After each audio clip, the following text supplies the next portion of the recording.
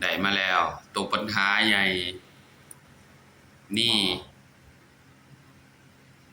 มีพักซื้อหยังมากกับมึงนี่กินมึงดึงขับไปกินเบิดกูจะสิบ่ได้กินจังได๋สิลาบสิจื้อบ่นี่ฮะจื้อลาบบ่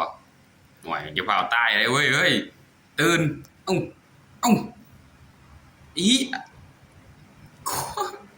อย่าเฝ้าตายก็ยังบ่ทันขาบ่ทันหยังก็ตีตายก่อนเลยนี่บ่ทันขาทันหยังก็ตีตายก่อนเลยนี่ฮะไล่แล่นเนี่ยของกินในห้องนี่กลางคืนกลางค่ำเพิ่นแล่นกวดนอนก็บ่ได้โดดใส่มื้อนี้จับโจรได้แล้วนี่นี่โอ้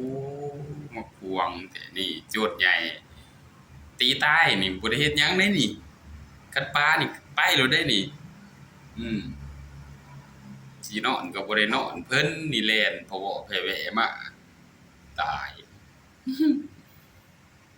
นั่นยังหายใจอยู่เบิ่งๆนี่แป๊บๆมันตีเอ้าอันนี้เฮ็ดคือสิตายสิปล่อยหรือสิฆ่าอันนี้ก็บ่รู้